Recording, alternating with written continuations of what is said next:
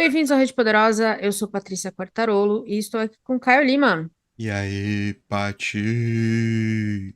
Vamos ficar paranoico, A gente já tá, né? ficar doido, A gente vai deixar os mais doido do outros que a gente já agora. é. É. A gente não teve a série no primeiro semestre, mas a gente quer muito fazer a série do segundo semestre, porque a gente tinha definido que ia ser a Era do Capitalismo de Vigilância, da Shoshana Zuboff. E é um livraço, né, em vários sentidos, assim, ele é enorme, é um catatauzinho. Não tem mais, acho que a Intrínseca não tá mais imprimindo livro, então tá meio difícil de achar. Mas a gente queria falar do assunto, porque é um assunto muito quente, muito atual, imagino que vai ser continuar sendo atual nos próximos anos. E a gente tá muito curioso para ler esse livro. Então, a nossa série aqui, para quem nunca ouviu uma série nossa, a gente escolhe um livro e aí a gente pega, divide o livro em 4 partes, né? A gente vai ter 4 episódios, essa é a previsão. E aí a gente vai realmente mergulhar nesse livro e destrinchar o máximo possível, pesquisar coisas extras e tudo mais, para entender o que é esse livro, o que ele está trazendo para a gente discutir os assuntos. Certo? Um adendo importante em relação à distribuição do livro é que o e-book dele ainda está disponível, mas acontece um fenômeno esquisito, porque o e-book tá custando R$ 90, se eu não me engano, o que eu É nunca vi caríssimo. um e-book custar na vida. Uhum. Né? O e-book é do Kindle, né? Na plataforma, então é um preço dado pela loja, né? Pela rede varejista. E os exemplares não estão sendo vendidos a menos de... Em português, pelo menos eu não achei a menos de R$ 400. Em inglês, 250. Então, Muito bom. a gente tem essa lacuna de distribuição e esse exagero nos preços aí que impedem que o livro naturalmente circule com maior virulência, coisa que deveria acontecer. Lembrando que aqui no Brasil a tradução é do George Schlesinger. Então, obrigada, Jorge, porque a gente estava precisando de uma tradução boa, um livro bem pesado em questão de termos, de terminologia, então acho que é importante o acesso. Então, o que a gente vai fazer? Deixa eu explicar para vocês a divisão que a gente vai fazer para esse primeiro episódio. A gente começou a ler o livro e a gente percebeu que, já no começo, assim, quando ela define o que é o capitalismo de vigilância, ela coloca 8 definições que são muito importantes por si só. Então a gente vai falar aqui nesse primeiro episódio desse verbete que ela criou para capitalismo de vigilância e da introdução. E só. A gente queria realmente tirar esse primeiro episódio para conversar muito sobre o que ela entende como, né, o que ela quer dizer quando ela fala capitalismo de vigilância, porque é um termo muito novo e foi ela que cunhou. Então, nada melhor do que dar, né, esse espaço para ela explicar para a gente o que isso quer dizer e aí a introdução em que ela vai falar um pouquinho do que o livro se propõe. Esse é o parâmetro desse primeiro episódio, certo? Certo. Só um adendo, Fala. é importante registrar que já no começo do livro ela tenta trazer formas narrativas diferentes também para definir, para tentar tornar mais aprazível esse conceito, né? Então ela já faz um verbetezinho de dicionário com todos os significados possíveis para o capitalismo de vigilância, que é o que a gente vai destrinchar hoje. Então já dá para perceber também que ela tem uma preocupação com a estética e a popularização de um conceito que é, repetindo, né? É uma nova fase, uma nova vertente, uma nova era do capitalismo. Ela define dessa forma. Então, achei já isso muito interessante de antemão. Já me chamou a atenção assim que eu fui rolando as páginas. Boa. Vamos então uma definição por vez e a gente discute um pouquinho o que a gente entende dentro de cada uma. Cada uma em si acho que dá uma discussão por si só. E aí Sim. depois a gente fala da introdução. Então vamos lá. A primeira definição que ela dá para capitalismo de vigilância é uma nova ordem econômica que reivindica a experiência humana como matéria-prima gratuita para práticas comerciais dissimuladas de extração, previsão e vendas. Esse é o famoso, me parece até além de se tudo é de graça, você é o produto, né? A gente está falando que a gente não é mais o produto, agora nós somos a matéria-prima do produto. O produto é o Exatamente. espaço de venda, não Exato. é isso? A grande questão é que, pela forma como ela tá tratando de extração como se a gente fosse uma mina de minério de ferro. A gente não Uhum, compra minério de ferro no mercado. A gente compra o carro, a exato. gente compra o móvel, a gente faz uso de postes de energia elétrica. Então, a extração dos nossos dados, ela já não transforma a gente como ativo direto. É um ativo indireto. A gente faz parte de uma fase do capitalismo, se o capitalismo transforma a natureza em produtos para fazer o ecossistema dele girar, a gente passa a ser mais uma matéria-prima para um produto final que vai servir a clientes específicos, que vão se aproveitar desse produto tratado, né, bonitinho, em que a gente é massificado. Mas essa questão de você pegar a experiência humana, ela já é muito, né, extrair qualquer tipo de experiência humana, extrair qualquer atividade sua como dado, sabe qual é? Isso é muito sombrio. A primeira definição, só, tipo, Mas mais importante que ela ferrador. reforça nesse verbete que eles extraem a matéria-prima gratuitamente. Então, Gratuitamente. é o tipo de coisa que a gente está entregando de graça para esses mineradores da nossa vida. É É isso. basicamente isso. Em todas as É o que para instâncias, mim né? deixou mais pesado, assim. Se a gente for pensar que nossa vida é um círculo digital de coisas, qualquer atividade nossa está gerando matéria-prima que vai ser tratada e transformada em algum lote que vai ser utilizado por algum tipo de organização, empresa, que vai se beneficiar disso e transformar isso em lucro, sacou? Exatamente. Meio que não tem escapatória, assim. É É. esquisito, é muito esquisito pensar essa parada. Na segunda definição é o seguinte: uma lógica econômica parasítica na qual a produção de bens e serviços é subordinada a uma nova arquitetura global de modificação de comportamento. E aqui acho que tem várias palavras que também têm um peso por si só, mas eu li uma matéria de um advogado que é membro do grupo de Ética, Tecnologia e Economias Digitais da USP, e aí ele tem uma frase na matéria que é muito forte, que é: o que essas redes, né, essas empresas estão fazendo é uma expropriação dos direitos humanos mais basilares, como a autonomia e a liberdade, que foram direitos muito difíceis de serem conquistados, né? A gente sabe, historicamente, assim, foi muito difícil você ter autonomia sobre... Assim, mulheres hoje não têm autonomia sobre o próprio corpo ainda. Então, Sim. assim, autonomia é um direito basilar, mais para uns do que para outros, mas é um direito muito difícil de você conquistar. E agora, a gente está entregando de graça a nossa autonomia para essas empresas que sugam esses dados o tempo inteiro. Eu também achei isso bem, bem pesado. E junto disso, existe um arcabouço jurídico que acaba. A gente nem lê os termos de aceite de contrato de qualquer aplicativo que a gente usa, sacou? É, Até porque é impossível ler, são páginas e páginas e páginas de um contrato, propositadamente. propositadamente, numa linguagem jurídica que a É. imensa maioria de nós não entendemos, né? Uhum. Então, a gente acaba aceitando, para ter acesso a algum tipo de bem e serviço, a gente acaba aceitando termos que fazem com que essa autonomia digital, que esse terreno digital, a gente seja completamente transparente, porque é isso, nossos dados, qualquer clique que a gente dá está sendo contabilizado por alguma coisa, e essas empresas não precisam ter essa transparência conosco. E mais importante, alguns serviços hoje só são disponibilizados mediante certos aplicativos e nesse contato digital. Eu vou dar um exemplo básico que todo mundo provavelmente sabe: o FGTS. Você não Sim, consegue mais pesquisar o seu FGTS no site do banco. Você tem que baixar um aplicativo específico do FGTS. E se não funciona, eu tive um problema com o celular meu que não funcionou. Eu tive que trocar de celular para poder consultar o meu FGTS, para você ter uma ideia.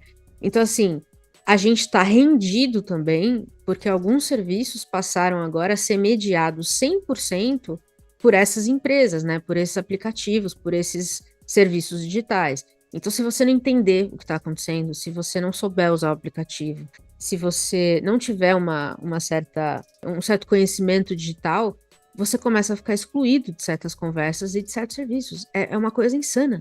exatamente. E, ao mesmo tempo, quando você fala, por exemplo, de algo tão inerente à nossa vida e tão importante quanto o FGTS, o INSS é a mesma forma, Hum, carteira de é. trabalho, hoje é Você digital. pode ficar na fila, né? Você pode ficar na fila e perder um dia. Você pode. É, Mas nem todo mundo pode fazer isso. exatamente. Nossos documentos, habilitação, tudo tá dessa forma. É que, por exemplo, num país de terceiro mundo como o Brasil, a gente sabe que não existe expertise governamental para fazer a implantação de um sistema tão grande só com base estatal. E não existe um servidor estatal. Tipo, eles chamam pessoas, eles fazem contratos com essas empresas, sacou? Que puxam essas tecnologias. Então, Uhum. essas parcerias público-privadas para desenvolvimento tecnológico, elas começam a se alinhar de uma forma muito capciosa também, né? Esses É. aplicativos, eles têm esse fundo de coleta muito preciso, né? E essa coleta é uma coleta geral, mais uma vez, né? Uma coleta de dados para N funções. Eles vão ser tratados e vendidos. Quando você coloca, né, na definição que ela põe aqui, essa segunda definição, é uma nova arquitetura global de modificação de comportamento. E aí você vai ver um advogado fazer meio que destrinchar isso um pouco. E aí ele traz o tema de autonomia e liberdade. Eu acho que para mim, pelo menos, criou uma nova camada de discussão aqui, que é as pessoas acham que estão tomando decisões, Sim. quando na verdade elas não estão tomando decisões por conta própria mais. Então, quando você compra alguma coisa no Instagram, você já viu aquele anúncio 1 milhão de vezes. Você já viu a mesma pessoa falar daquilo 25 vezes. Então, assim, deixa a sua autonomia de decisão, ela também começa a ser moldada. E é insano pensar esse tipo de... Assim, eu comprei já coisa do Instagram que eu nem sabia que eu queria. E eu fiquei... Aí você começa a pensar em você mesmo, né? E aí que entra a paranoia. Eu e o Caio estamos fazendo um termômetro de paranoia até 100, né? Nesse momento, eu estou em 55. Então já passamos da metade. Eu não sei em qual que você tá medindo, Caio. Qual que você tá? Ah, eu já passei do 100 há muito tempo já. Então, tá bom. Mas assim, você começa a perceber as influências que você não percebe que tem. Exato. É maluco. E aí é que tá, né? Esse livro, é importante frisar, ele foi escrito e lançado antes da pandemia. A pandemia fez com que esse processo de digitalização da vida acelerasse, tanto para aplicativos de banco, É. streaming, para FGTS, né, parte estatal de documentação e tudo mais. Tudo se tornou mais rapidamente digital. Mais dados seus estão inseridos em bancos de dados gigantescos e circulando. E a forma como esses dados estão sendo tratados e a forma como eles conseguem predizer e influenciar comportamentos já está fazendo com que a nossa geração, que é uma geração que está no meio, né, que viu isso crescer, viu isso acontecer, viu todo esse fenômeno tomando parte da nossa vida, mas não nasceu nele exatamente, que nossa geração já tenha gostos completamente moldados para o que elas oferecem. Eles não precisam mais predizer qual é o gosto, eles vão guiar a gente para algo que eles vão produzir e a gente vai cair de cabeça, sacou? É muito doido, velho. Vamos para a terceira definição. Uma funesta mutação do capitalismo marcada por concentrações de riqueza, conhecimento e poder sem precedentes na história da humanidade. O capitalismo começou com um acúmulo de capital. Era relativamente simples o capitalismo um dia. Era acúmulo de capital. E agora mudou para agregar conhecimento e poder, e essas coisas influenciam entre si, né? Elas se influenciam entre si. Então, não basta mais. O mundo não é só dos mais ricos, ele é dos mais ricos, mas os mais ricos também têm mais influência sobre o poder e têm mais conhecimento sobre as pessoas como um todo. Foi aqui que eu cheguei, acho que foi nesse terceira definição do verbete ainda. O verbete é a primeira coisa que tem no livro, tá? Aqui eu bati 30 de 100, realmente, porque foi muito, muito pesado, né? Porque essas relações, a relação de riqueza, conhecimento e poder, muda a nossa relação, né? Transformou, por exemplo, a forma como a gente espera que a justiça funcione. Quantas vezes você não ouviu falar, não, ele tem dinheiro, nunca vai ser preso? Sim. Quantas vezes isso não aconteceu de verdade? Sim. A acumulação de conhecimento também é um negócio que pesa, né? Pensar nisso. Total. E a questão toda é esse conhecimento todo ser despejado para que quem concentra o conhecimento e trata ganhe muito, para quem compra meio que compra uma fatia de mercado inteira para ele. Uhum. E essas duas pessoas, essas duas cabeças de organização ganham muito dinheiro com base nisso. Isso só aumenta a desigualdade cada vez mais, porque as pessoas que podem comprar mais mercado já são as mais ricas, que vão enriquecer ainda mais. E as pessoas que podem levar, extrair e tratar dados com maior eficiência têm uma capacidade física inerente a isso. Existe uma organização e uma estruturação física para isso. E elas vão enriquecer cada vez mais, acelerando a formação de monopólios e oligopólios, sabe qual é? É o fim natural do capitalismo, né? Mas é muito acelerado, é muito rápido. E você vê um crescimento da desigualdade muito acelerado. Você cria uma simetria, né? E aí vai afetar pilares democráticos, porque é difícil isso não acontecer. Eu fiquei pensando muito, a gente fez a nossa primeira série foi um livro da Lilia Schwartz, né, sobre o Brasil. A gente teve 8 episódios, foi a série mais longa que a gente fez, mas eu fiquei pensando muito porque ela fala em algum momento ali do livro, você vai lembrar disso, houve uma época que só quem tinha terra podia votar, né? Sim. Então era só os donos de terra que tinham direito a decidir os caminhos da República. E aí eu fiquei pensando assim, na última eleição, quantas vezes você ouviu falar que, não, esse aí nem foi pra escola, não pode votar. Esse aí não Sim. estudou. Sim. Essa pessoa não leu um livro, não pode Sim. votar. Não sabe o que é.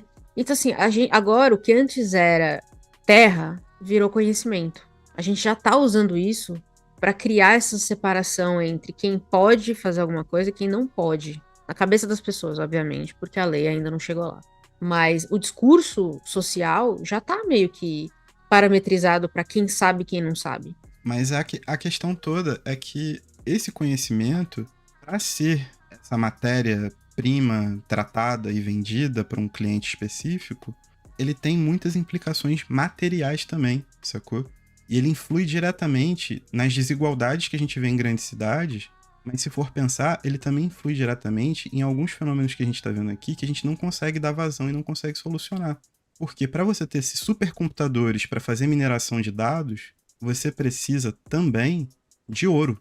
São condutores. Se você for ver, o Brasil assolado por grileiro, alguém mandou esses grileiros para lá, sabe qual é? É uma cadeia material também. É muito bizarro ver que essa concentração de riqueza e tudo mais vai criando um desenvolvimento cada vez mais acelerado de crueldade, sabe qual é? De você jogar de novo continentes inteiros na lama. Isso nunca vai mudar. Só vai É, piorar. Vamos lá, definição 4. Essa é a mais simples de todas, no sentido de é uma frasezinha simples. A estrutura que serve de base para a economia de vigilância. E aqui eu acho que é importante, a gente está falando de modelos preditivos, né? Então, assim, de sugar os seus dados para poder criar modelos que prevêem como as pessoas vão se comportar. E aí entra uma conversa que a gente teve recentemente sobre o algoritmo. A gente tem falado um pouco disso, nas redes sociais principalmente, que a gente vê um monte de gente ensinando as pessoas como se destacar no algoritmo, que nada mais é do que fazer o que todo mundo faz. sim. Ser igual a todo mundo. É assim que você vai conseguir ser visto.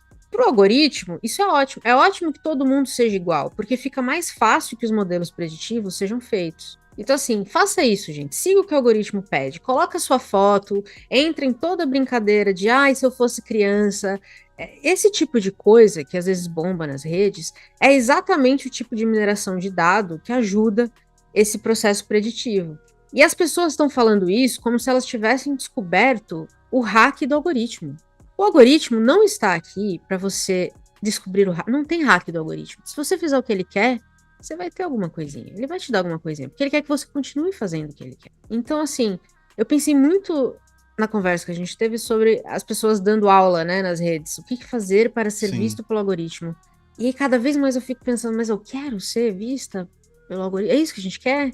É. E aí a gente entra num loop, porque a gente faz conteúdo para as redes, a gente quer que as pessoas escutem esse conteúdo e a gente divulga nas redes sociais também. Então a gente quer que as pessoas vejam. Entendeu? Essa frase simplesinha me deixou num loop por um tempo razoável. E eu realmente não sei como sair disso. A gente acaba sendo forçado a colocar, porque todo o nosso trabalho hoje, qualquer seja o trabalho, a não ser que você, sei lá, seja uma pessoa, realmente seja um eremita da vida, você tá sendo contabilizado e você tá sendo sugado pelos seus comportamentos. Ponto.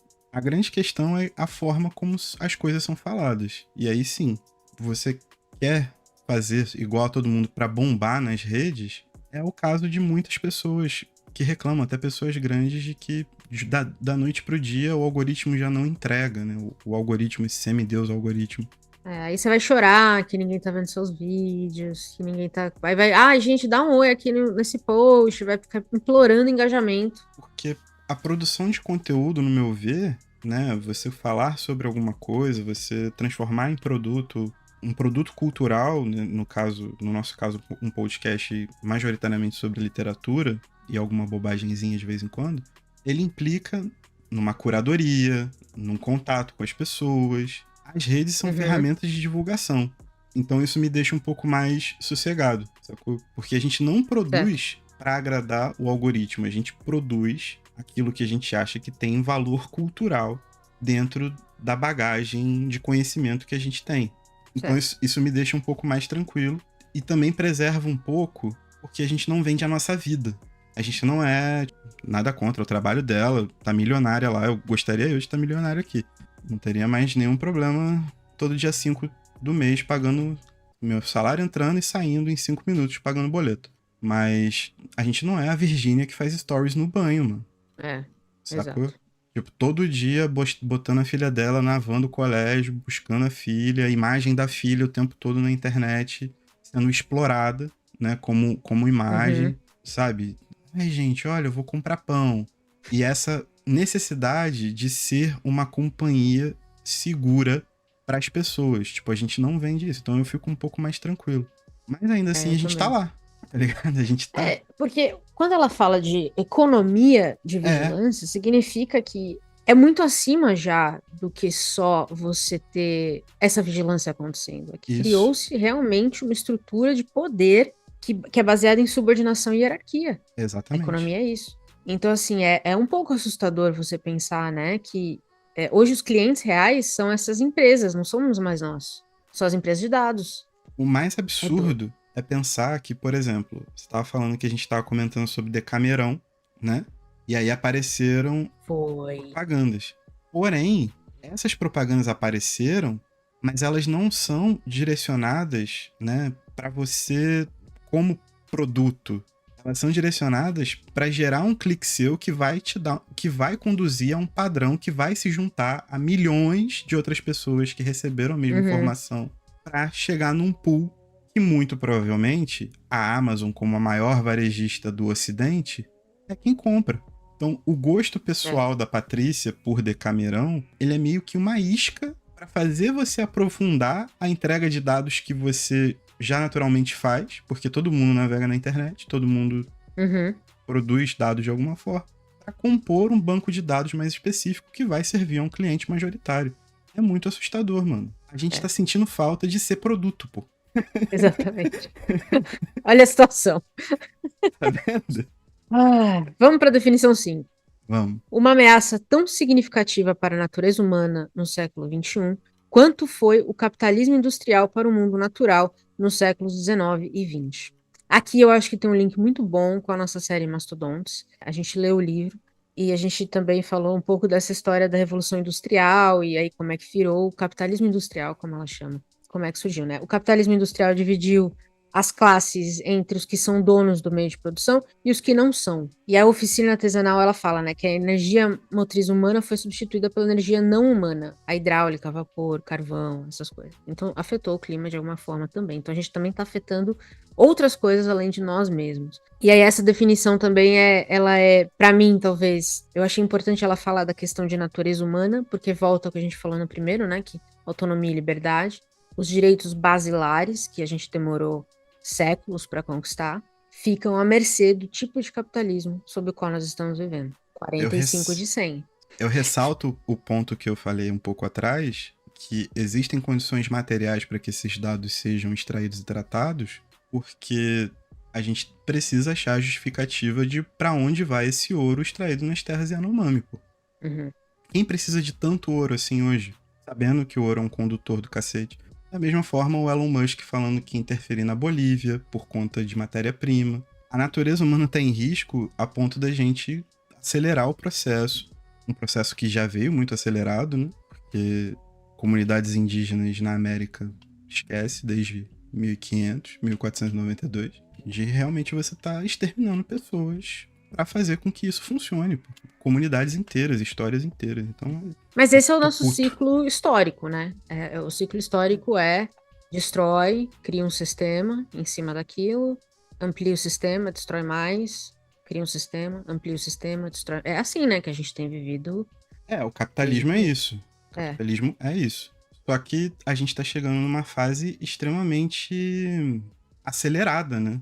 Tipo, essas mudanças estão ocorrendo muito mais rápido. Você alia a possibilidade industrial que tem hoje a essa capacidade de predizer o futuro e tum, vem ondas, tipo, ondas cada vez maiores. Tem uma Exato. definição do Hobsbawm de capitalismo que eu acho que é muito boa, que ele fala que, né, essa questão principalmente da Revolução Industrial, foi quando pela primeira vez foram retirados os grilhões do poder produtivo das sociedades humanas, e daí em diante se tornaram capazes de multiplicação rápida e constante, e até o presente ilimitado, de homens, mercadorias e serviços. E aí acho que agora, no momento atual que a gente vive, a gente pode colocar dados nisso também.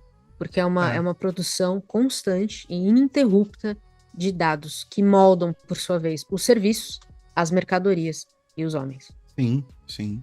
É tipo assim, é como se o capitalismo industrial morfou, juntou com todas as coisas ruins e morfou no capitalismo de vigilância. É como se o capitalismo industrial fosse um instrumento desse novo capitalismo, na verdade, né? Porque ele acaba servindo para fabricar aquilo que consegue ser previsto, né?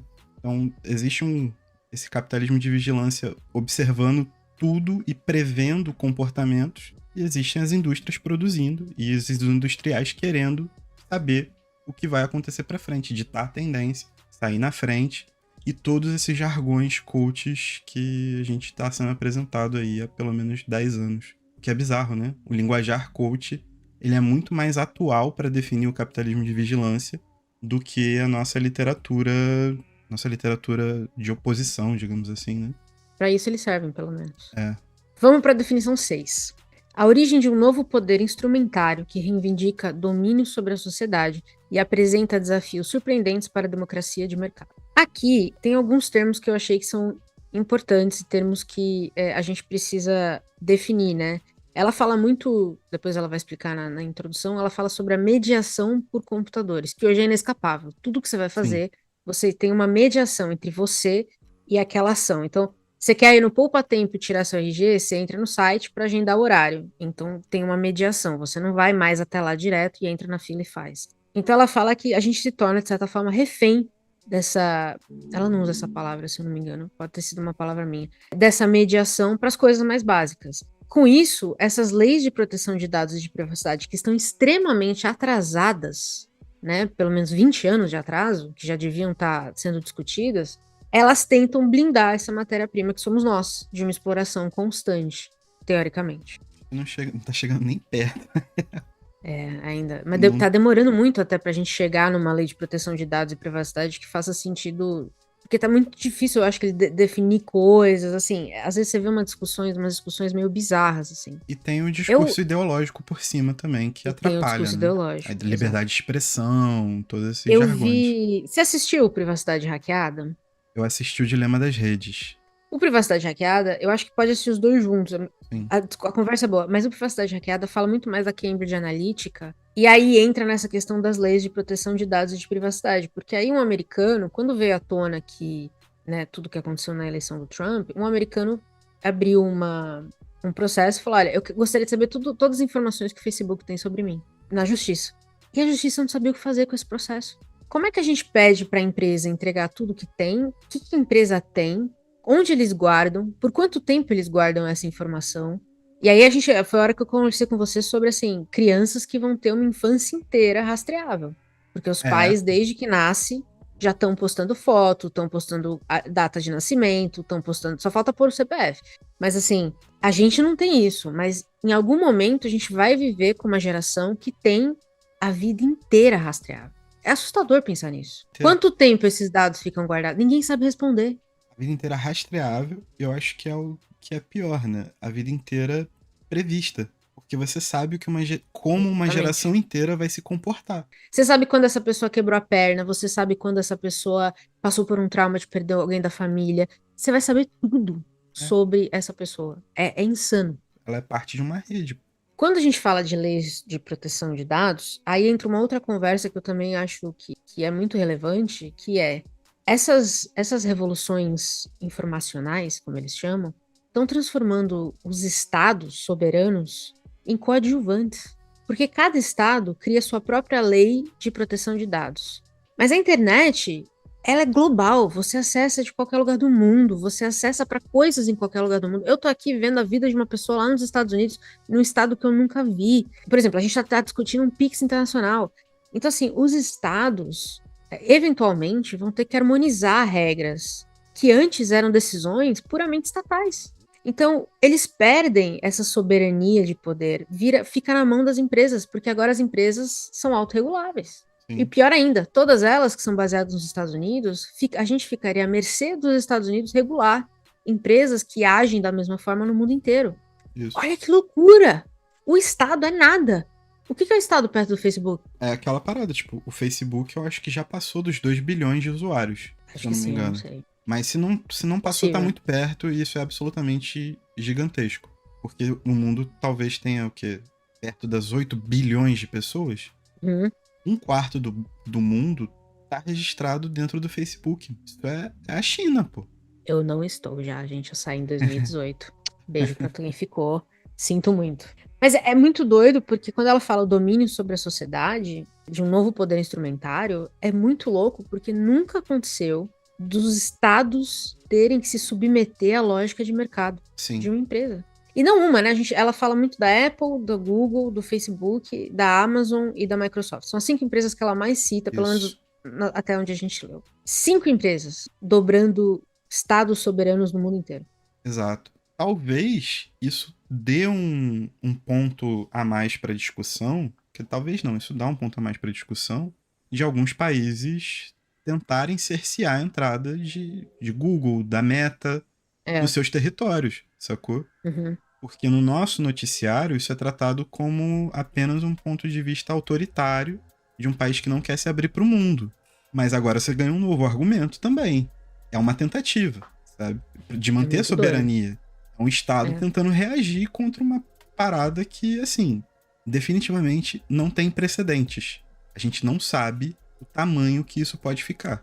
Mas já está maior do que a grande maioria dos estados nacionais. Ponto. E aí tem outra coisa, né? Você falou, né, do Brasil não tem, quando a gente falou de estabelecer esses apps, esses acessos, o Brasil não tem estrutura para manter isso. Então o que acontece? Faz parcerias com Exatamente. essas empresas privadas, as mesmas empresas que estão minando seus dados.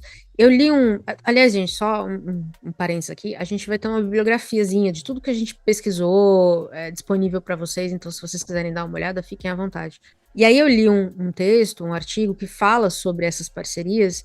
E se você acha que isso, assim, para o aplicativo do INSS não é um problema, para o aplicativo do FGTS não é um problema, mas em São Paulo tem uma parceria com a Microsoft para um sistema chamado Detecta, que é um sistema de vigilância, um aparato de tecnologias de monitoramento e Big Data, que por meio de câmeras inteligentes podem reconhecer padrões suspeitos e acionar medidas com escopo para evitar incidentes ou crimes. Então, o Big Data, né, o que essas empresas, o que essas tecnologias reconhecem como possivelmente criminoso, aciona uma ação da polícia, por exemplo. Tudo isso mediado ali pela Microsoft junto com o governo do estado de São Paulo. Então, Sim. assim, a gente fala FGTS, a gente fala INSS, mas tem outras aplicações que são muito mais intensas do É, que a gente pode imaginar. total. Essa parte de segurança pública e de defesa é absurdo. É absurdo. Uhum. Já é problemático por si só, né? Padrões É, por comportamentais si só. É. Quem decide o que é de criminoso ou crime. não? Uhum. Esses padrões estão ligados a pessoas? Que cor de pessoas? Exatamente. Que características Né? físicas Que foram tipo de puxadas? pessoa? Exatamente. Entendeu? Exatamente. Tem um outro termo que ela coloca nesse verbete específico, que é a democracia de mercado, Sim. que é uma definição do Mises, né? Que os consumidores votam nos melhores produtos com as escolhas de compra. Então, é como se o seu poder de compra fosse o seu voto do que é bom e o que é ruim. Então, assim, a empresa ruim, ninguém vai comprar, ela vai falir, vai quebrar, já era.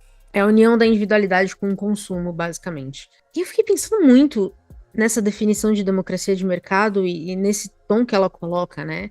Que apresenta desafios surpreendentes para a democracia de mercado. Eu entendo que ela está colocando a democracia de mercado como a democracia padrão que a gente vive hoje, de consumo, e que esse novo poder, por estar mediando a sua autonomia de consumo, porque você vai comprar o que basicamente eles te influenciam a comprar, é quem vai definir de fato quem quebra e quem segue no jogo. Sim. Porque se o algoritmo não gosta da sua empresa, faliu, acabou.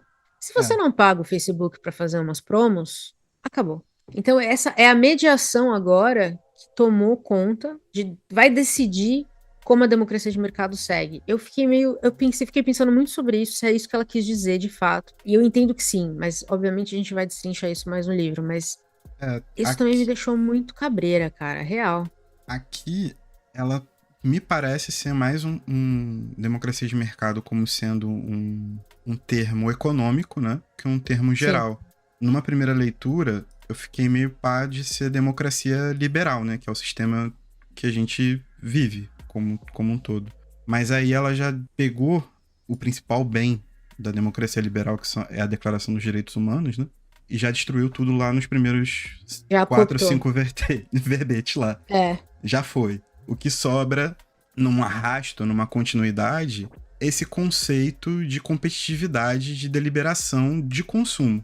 Então, eu acredito que sim, seja o conceito econômico, né, que ela tá dizendo que esquece. Ela também cita o Polanyi na introdução. Sim, E aí eu acho que o Polanyi é uma chave importante para a gente falar um pouco desse verbete, esse termo, se a gente está falando de economia ou democracia, porque ele diz que uma sociedade que. Você não pode reduzir uma sociedade ou toda a complexidade do ser humano só às relações econômicas. perfeitamente. Esse é a base para a destruição dessas relações.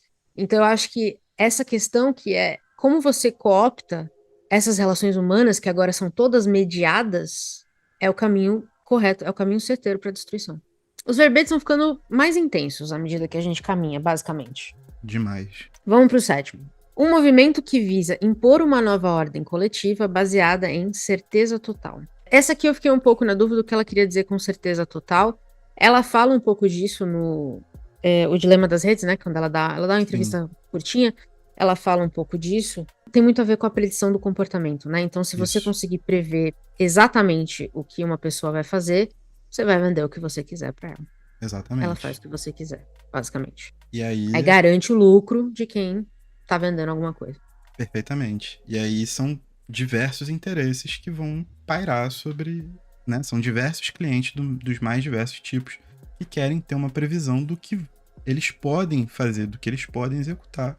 E o grau de certeza é o que vai te dar o domínio da parada. Então, uma gigante como a Google, como a Meta, elas podem fornecer dados muito, elas podem fornecer muito mais dados muito melhor extraídos e minerados. Por conta disso, elas podem dar uma previsibilidade muito maior do resultado de um determinado pedido de um determinado cliente. E aí vai para qualquer área de mercado. Eu trabalho com marketing, né? Em marketing a gente tem o que a gente chama de personas. Então, quando Uhum, você cria uma persona, você cria um modelo de uma pessoa. No meu caso, eles são baseados em cargos, B2B, meu marketing, né? Negócio para negócio. Eu não lido com as pessoas, o comprador final. Então, ele é baseado no cargo dessas pessoas. Então, o que, sei lá, o gerente de qualidade de uma empresa gostaria. Então, ele é um pouco mais baseado nas determinações da profissão em si. No Privacidade Hackeada, a Cambridge Analytica, as pessoas explicam que eles criaram personas dos eleitores americanos, baseado nos dados que eles tinham, principalmente do Facebook. E aí você sabia exatamente como influenciar cada persona, né? Então, por exemplo, um grupo que, Black Lives Matter. Então, eles criavam. Os russos fizeram isso, criaram sim. eventos de Black Lives Matter, fizeram as pessoas ir pra rua. E com isso, você sabe exatamente, tem uma das questões de determinar a persona, o pain points, né? O que essa pessoa precisa resolver na vida dela. E aí que você entra com o seu pitch de vendas, basicamente, né? Então, imagina fazer isso, e é muito factível fazer isso, porque eu já vi a persona sendo criada para grupos de eleitores. Facinho, facinho, facinho. E É, aí você leva essa galera para onde você quiser. Feito uma manada. total. E aí, ó, aqui, só mais um adendo, tá? Aqui, pra mim, ficou também tão importante quanto a gente falou antes, das pessoas se comportarem como o algoritmo quer, tá? Porque é aqui que a gente define a persona. É quem faz tudo como o algoritmo pede. Sim. Então, assim, sigam mesmo esses grupinhos. Ai, gente, põe a foto, fala da sua vida pessoal para as pessoas saberem quem você é. Tudo isso só aplica mais coisas para as pessoas que estão criando, baseado em quem você é. E o nosso comportamento está sendo muito mediado por isso também, né? A gente tende a criar pools e personas para até para conseguir se comportar socialmente e esses encaixes, esse tipo de transferência de criação de personas, né? De você criar pools de identificação, ele tem sido também uma prática bastante transferida para a forma como a gente tem enxergado as coisas, sabe? Ele tem passado da extração de dados e também tem se colocado no meio social, assim. A gente tem visto muitas manifestações que tendem a criar essas figurinhas com pontos de contato, assim. E isso está sendo representado tanto, sei lá, numa esquete do Porta dos Fundos ou na forma como a gente se refere a grupos específicos. Ao meu ver, tem sido meio que uma tendência, sabe? A gente passa meio que a reproduzir esses próprios padrões. Eles vão sendo naturalizados, né? Eles vão sendo formas de mediação social nossas, né? A gente sai da rede social e entra para nossa vida física com essas determinações. São sempre sensações muito esquisitas quando você começa a raciocinar cada um desses pontos, né? Exatamente. É bizarro. E a última explicação que ela coloca é a definição 8, é uma expropriação de direitos humanos críticos que pode ser mais bem compreendida como um golpe vindo de cima, uma destituição da soberania dos indivíduos. Aí tem um pouquinho de tudo que a gente falou até agora, né, de cooptar esses direitos humanos básicos. Tem o golpe vindo de cima, eu também achei uma frase forte, né, porque a gente, e aí eu acho que vem dessa questão da gente achar que a tecnologia ia democratizar a informação. Ela vinha como essa possibilidade de, poxa, todo mundo vai saber o que está acontecendo no mundo ao vivo. E aí a gente percebeu que também veio junto um lado terrível. E aí eu li alguns artigos que falavam muito da Covid, um exemplo disso, né? Então, por exemplo, o blog da Unicamp, diariamente, por 2 anos, produzia reportes sobre a Covid. Revisados, confirmados, com fontes e tudo bonitinho. E ainda assim, a desinformação que era divulgada nos apps eram muito mais lidas e compartilhadas do que a fonte, um blog da Unicamp, por exemplo, que tinha pesquisadores envolvidos. Então, a gente viu a mesma coisa em eventos, processos eleitorais, né?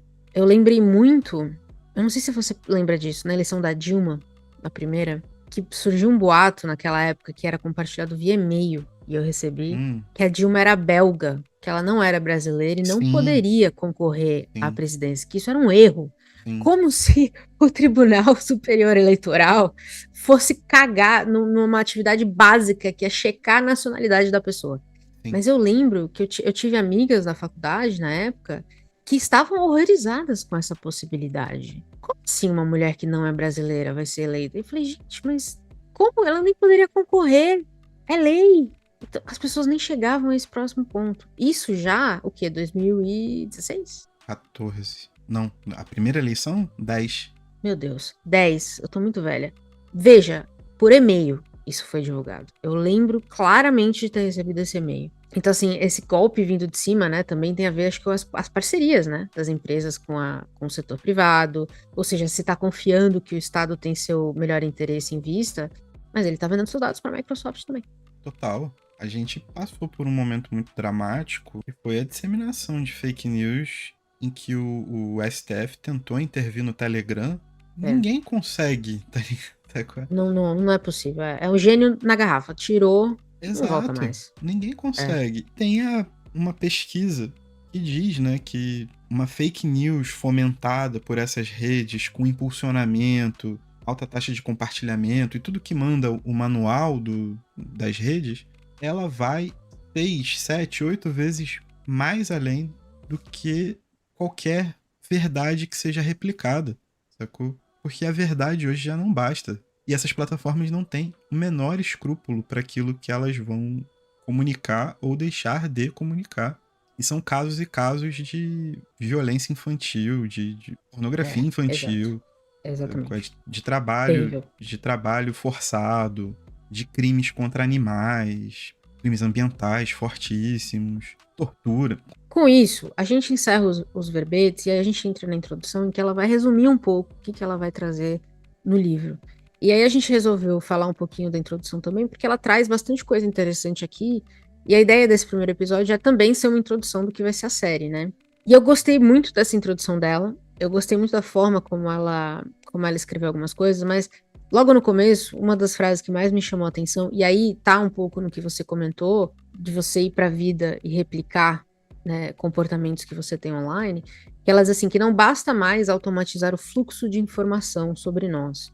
A meta agora é nos É automatizar. isso aí. E eu acho que é exatamente o que você falou, né? Você vive tanto online que quando você vai ter uma relação pessoal, um a um com a pessoa, ela já é meio estranha. Exato. É E bizarro isso. ela escreve essa parada sabendo que a capacidade preditiva dessas empresas, ela já guia comportamentos. Então, a desumanização, ela já vai a partir daí, porque o gosto, né? Aí você vai partir para uma parte filosófica sociológica. O gosto ele é produzido, ele é parte do Do nosso meio. acesso. E aí, tem um exemplo recente que eu quero compartilhar de acesso ao que Sim, você lê e ao que sim, você exato. talvez interpreta. Você viu, né, a notícia de que os livros do Roald Dahl estão tendo termos alterados, uma revisão, né, de termos alterados. Uma vez que isso foi feito, a Amazon atualizou todos os e-books dele automaticamente. Quer a pessoa que comprou os e-books tenha desejado essa alteração ou não. Então a pessoa não teve escolha se ela ia ler o livro atualizado ou não. Quem tem o livro físico, obviamente, não tem o que fazer, você tem o livro físico. Quem comprou o e-book da Amazon não teve escolha nenhuma. A Amazon decidiu por eles. A Amazon simplesmente entrou no sistema e mudou os livros. Então, assim, a Amazon tem um controle muito razoável, e aí eu tô trazendo esse exemplo porque a gente tem um público de leitores, em grande parte, sobre o que você lê e como, se você comprou um livro deles, um e-book. E eu sou culpada disso, eu comprei vários e-books. Literalmente, eles podem entrar no seu dispositivo e mudar o que você tá lendo. Que tá no contrato que você assinou. E tá no contrato que você... E você não sabe disso. Exato. Porque o livro continua igual, até em grande parte. Não, ele vai mudar a capa, não vai mudar nada disso. E tá no contrato que você assinou quando você comprou o livro. Então é muito doido pensar nisso, né? Houve um tempo, acho que você vai lembrar, que existia um termo que eu fiquei pensando muito quando eu li essa introdução, que era o jornalismo cidadão. Lembra disso? Veio muito à baila durante a Primavera Árabe, que era as pessoas que estavam vivendo aquela situação compartilhavam o que estava acontecendo, que era um jornalismo bem mais, eu vou pôr entre aspas, democratizado. Uhum. E eu lembro claramente do pessoal achando incrível que você pudesse entrar no Twitter, na época o Twitter foi uma grande ferramenta, né, para disseminar informação. Achava incrível que você pudesse ver ao vivo o que estava acontecendo no Egito, por exemplo. E aí eu vi um estudo do Pew Research de 2012, que fala que assim, as redes, elas não ajudaram a mobilizar as pessoas no Egito, porque muita gente ali não estava online. A mobilização foi pura, a mobilização foi honesta, vamos dizer assim, do ponto de vista das pessoas. Quem se mobilizou queria se mobilizar. Mas o que ela serviu, o que a internet serviu, principalmente o Twitter, foi para informar o mundo do que estava acontecendo. Então, espalhar as notícias por essas redes não oficiais, né? Porque era o Twitter de uma pessoa que estava lá tirando foto. Então, não era uma CNN corroborando a história, Sim. uma BBC corroborando a história. E, em muitos casos, esse jornalismo cidadão postava coisas antes de chegar, da notícia chegar nas grandes redes. Isso também começou a criar um certo problema de confiança nesses veículos, que a gente vê hoje o que está acontecendo. Sim. O problema de confiança nas notícias é muito sério. Da pessoa ler uma notícia que um jornalista escreveu e não acreditar no que ela está lendo. E as redes sociais tiveram um papel muito grande nisso, porque as pessoas acham hoje que você pode ir na rede social e a experiência de quem está lá, de uma pessoa que está lá, ela é mais importante do que uma apuração jornalística do que está acontecendo. Ou elas são iguais. E isso não é verdade. Fora que as experiências, elas podem ser fabricadas, né? Exatamente, que é o que está acontecendo agora. Exatamente. É pesado pensar nisso, não é? É muito pesado, e a partir do momento que você passa a desconfiar da realidade, não é que seja mais fácil essa hecatombe de teorias conspiratórias em todos os lugares é real, né? As pessoas acreditam nas coisas mais estapafúrdias do universo. De gente falando de que, sei lá, tomar chumbinho cura Covid. Sabe? São absurdos desse tipo Exato. que a gente ouviu esses últimos anos. Mas a grande questão é que, para quem não tá conseguindo acreditar em nada, é muito mais fácil você provocar e concentrar gostos específicos. É muito mais fácil. Você não precisa mais prever o que essa pessoa vai fazer. Você precisa dar, sabe? Você dá um caminho Tá para ela. pronta para ser moldada, né? Exato. Essas pessoas todas, quando a realidade bater, porque a maior professora do universo é a realidade. Tem gente que é incurável, tem gente que foge dela o tempo todo. Mas para 99% das pessoas, a maior professora da vida é a realidade. Na hora que a realidade bater, ela vai se ver perdida, sabe? Isso pode bater com um acontecimento. Sei lá, quando o Bolsonaro for preso, a realidade vai bater pra uma galera. Vai ter outras pessoas que ainda vão esperar mais coisas aparecerem até a realidade bater. Mas vai bater um dia. Tomara que bata. Mas essas pessoas, elas estarão perdidas. E aí, quem é o cliente com maior cash para pagar pela informação correta dessas pessoas, vai atrair. E ela vai ter um caminho seguro. Seja um caminho seguro para consumir, seja um caminho seguro para guiar o seu objetivo de vida. Sabe? Ela não vai se lembrar o que é ter uma escolha. Ela tem uma frase muito boa no livro sobre isso, que ela fala exatamente: a certeza computacional, que é a pressão do grupo, substitui a política e a democracia, extinguindo a realidade tal como a percebemos e a função social da existência do indivíduo. Exatamente. É isso. Tem uma coisa que ela faz aqui na introdução que eu achei importante, que é dividir capitalismo, que é diferenciar capitalismo de vigilância de tecnologia pura. Ah, sim. E eu acho que é uma distinção importante, porque a ideia não é demonizar a tecnologia, sem necessidade, né? Então, assim, mecanismos de busca são importantes. A gente pesquisou um monte de coisa no Google. Eu mesmo pesquisei uma porrada de coisa para fazer esse episódio no Google. Mas o que acontece? O Google poderia simplesmente passar informação e não reter os seus dados. Mas não é isso que ele faz. Se fosse assim, o KD estava aí até hoje. O KD faliu quando o Google veio à tona. Por quê? Porque o Google usa a mineração de dados, que ele diz que é para tornar a sua experiência melhor. Exatamente. Mas não é só para isso. Então, assim, o problema não é a tecnologia em si. A tecnologia, muitas vezes, ela é criada com uma intenção muito boa, muito positiva. O problema é o que essas empresas fazem com essa tecnologia. Então, o capitalismo, o capitalismo de vigilância, ele usa a tecnologia para esses objetivos tenebrosos, secundários. Exato. E existe essa questão, né, de que a modernidade, junto com a ascensão do capitalismo no mundo ocidental, trouxe à tona a noção de indivíduo. Então, você ter uma identidade torna-se muito importante.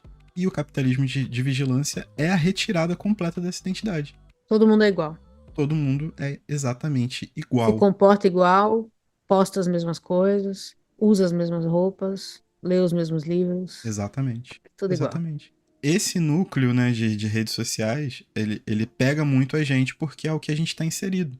Mas se a gente for expandir para outras possibilidades profissionais, possibilidades de consumo em relação a questões estéticas, as possibilidades que você tem em grandes cidades, que é o que eu estava falando do fenômeno das cidades iguais nos Estados Unidos, porque todo lugar você tem Walmart, tem McDonald's e tem, sei lá, Amazon. Qualquer rua é igual, pô. Uma avenida com 3 lojas gigantes no meio. Pode ser Houston, pode ser Atlanta, pode ser Seattle, pode ser um monte de lugar. É bizarro você ver que vai dando uniformidade à vida. Pior tipo de uniformidade possível. Podia até usar a uniformidade como algo minimamente positivo no sentido de ter algum tipo de ordem e tal, mas a questão é que a ordem é tudo que haverá, porque só vai ter uma coisa. Com isso, a gente meio que resume assim, os verbetes e a introdução. Mas eu queria que a gente encerrasse falando de uma outra questão, que é, quando eu assisto documentários sobre tecnologia, e mesmo nesses documentários que a gente citou aqui, eu percebo que existe quase naturalmente uma linguagem mais inflamatória do que quando a gente fala de outras indústrias. E aí eu vou te dar um exemplo. Aqui mesmo nos verbetes, quando a gente lê eles, ela usa adjetivos que ela escolheu, né, para definição, mas quando você adjetiva algo, você dá um peso, uma certa opinião. Então, assim, práticas comerciais dissimuladas, uma lógica econômica parasítica, Sim. uma funesta mutação do capitalismo, uma ameaça tão significativa. Então, assim, ela usa esses verbetes, e aí, em alguns momentos do livro, nessa parte que a gente leu, eu comecei a marcar um pouco do que eu achei que era uma linguagem talvez um pouco inflamatória. E aí, eu fiquei pensando assim, por que a gente não fala da mesma forma de outras indústrias? E um exemplo que eu pensei é a indústria farmacêutica. Sim. Falei aqui do Império da Dor e dos documentários que eu vi, da série que tem sobre esse livro e tudo mais. Ninguém nunca fala que um remédio que está sendo colocado à venda pode causar uma dependência funesta que vai acabar com a sociedade como a gente conhece. Foi o que aconteceu com o Oxycontin, que criou uma das piores crises de saúde dos Estados Unidos nos últimos anos. E aí eu fiquei pensando, por que que, e é uma pergunta para você, e é uma pergunta que eu não sei responder, por que que quando a gente fala de tecnologia, essa linguagem inflamatória parece quase natural? Ou você acha que não? Eu tô viajando demais.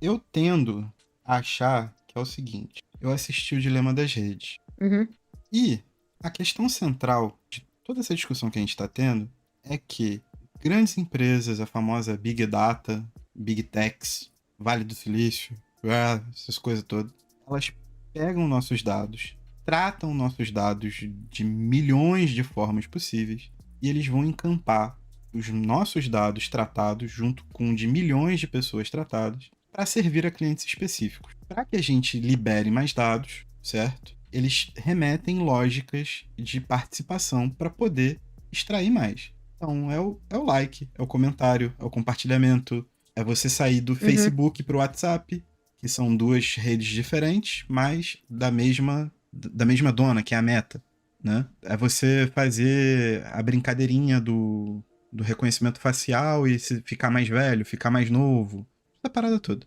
Só que eu acho que uma parada que me bloqueia muito é que essa galera, quando chega no motivo principal, que é essa venda de dados em conjunto e essa despersonalização, eles dão uma amenizada no discurso e vão culpar a rede, tá ligado?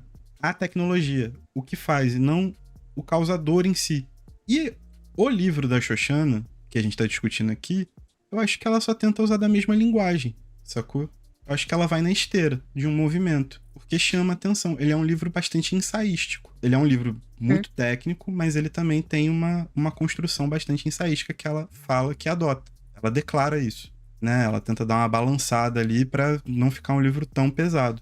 Mas como ela tá tendo que cunhar um conceito e ela tá dizendo que a aplicabilidade dos conceitos antigos, perdão, os conceitos antigos não conseguem ser aplicáveis a esse novo modelo de capitalismo e ela está cunhando uma ideia, eu acho que ela dá esse fundo, mantém uma lógica. Mas, no geral, quando eu pego esses documentários sobre tecnologia, assim, sempre parece uma demonização, até porque fica muito parecido com um discurso moral, né? Tipo, eles querem te adoecer, você é um produto. Mas eu achei que a Xoxana faz mais isso do que o Dilema nas Redes. Então, é o que eu falei, pra mim ela vai numa esteira, tipo, é um ensaio e ela pega uma linguagem.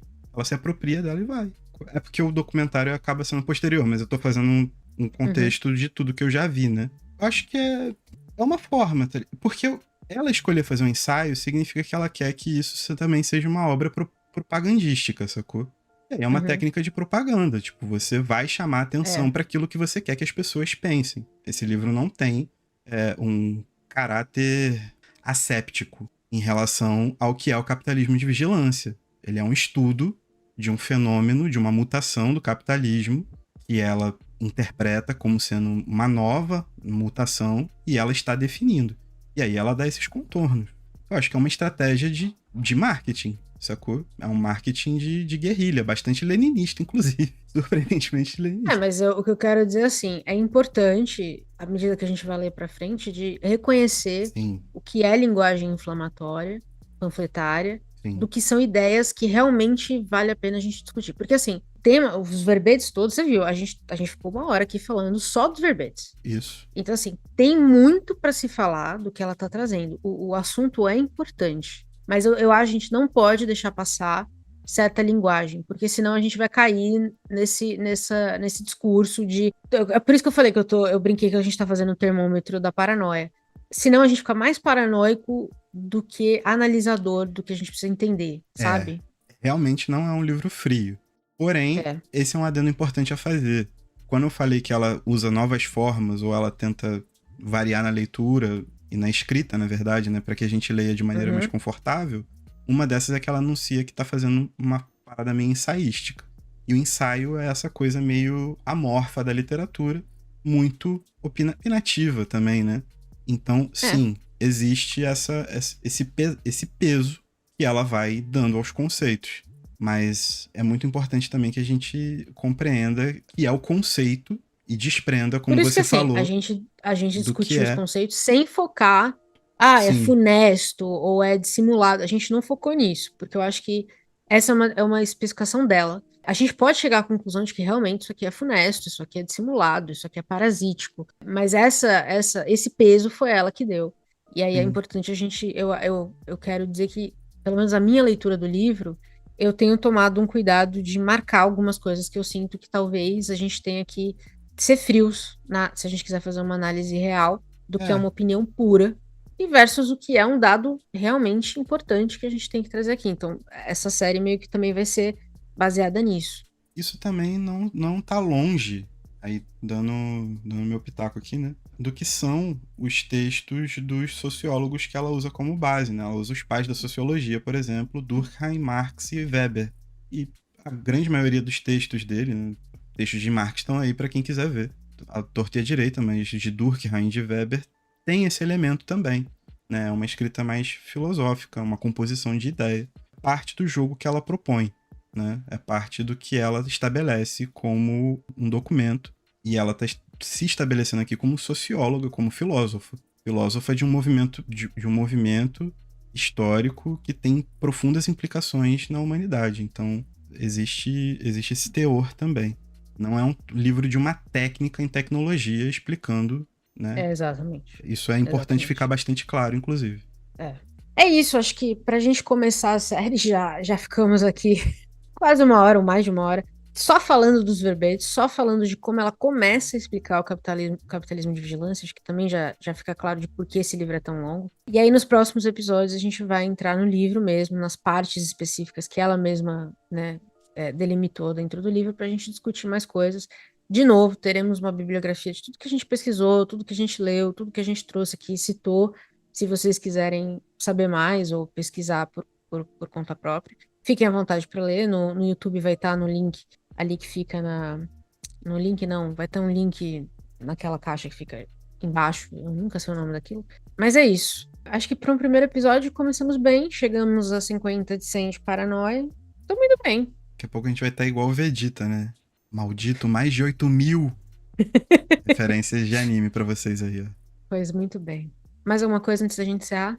Ah, sei lá, eu só quero comer, mano. Quero comer um hambúrguer. Então fechou. Então vamos lá. Temos o episódio? Temos episódio. E tchau. Tchau.